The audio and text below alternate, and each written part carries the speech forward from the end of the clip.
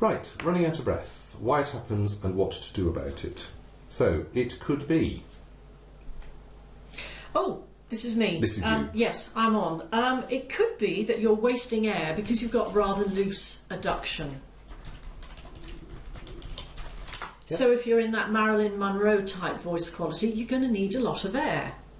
So, you can do one of two things. You can take in more air, since you're using it, or you can change the adduction.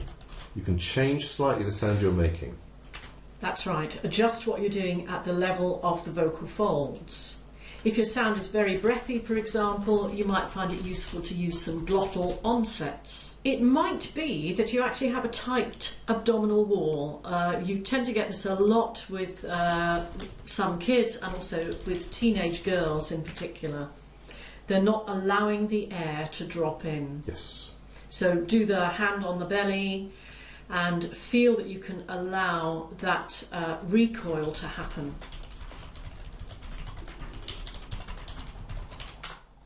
Don't try to type this in, Jeremy, but an excellent exercise for someone who is a reluctant recoiler is to get them to breathe right out and keep on pulling their belly in and pulling their belly in, which is what I'm doing now until they get right to the very end, and eventually they will have to let go. Very simple and very useful exercise. Sometimes we found people run out of breath because they're actually tanking. Now, what do we mean by tanking, Jeremy? Just tell them.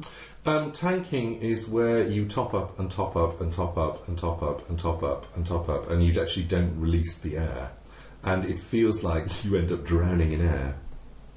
So one of the things that you have to do is get the air out. So you could, for instance, do aspirate offsets, the breath offsets. So gasp, it sounds like a gasp, but it's very interesting. If you did this, and you actually finish the vocalising and lose the air at the end. Funnily enough, this is one of the things that adds emotion to singing, and I do encourage my singers to use gasp offsets. It makes things sound much more intense than they actually are. So use gasp offsets. It's a terrible name, but it's actually what you're doing. Or breath offsets. And also, strangely enough, breathe out even if it's silent between phrases. Yeah, you know what, sometimes I might get a student to do with that. I'd get them to sing their phrase and then afterwards go shh. Yeah. So they can hear themselves breathing out and having to release. And add fricative afterwards to monitor the breath release. Yeah, excellent. Good. Can't get enough in. Yes. Well, your first place to go would be tight abdomen again. Sometimes you can't get enough in because you're actually trying to breathe with the throat muscles. So we would consider that that would be using false vocal fold activity, as in... So the techniques for that are the silent laugh and the silent breath, which I've described in chapter 5 of the Singing and the Actor book, and also on the DVD. That's the Constriction and Release. Constriction and Release DVD.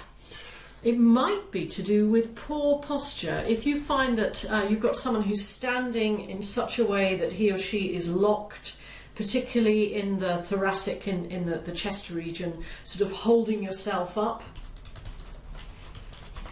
you're not going to get the ribs just expanding with the in-breath. Yeah. It might also be that you've got someone who's collapsed over the abdominal wall.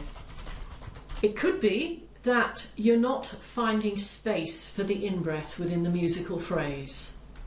And we've already experimented with shorter and longer breathing spaces. I sometimes find that when people are thinking about the emotional content of what they're doing and are wanting to be very spontaneous, that they don't plan the in-breath early enough.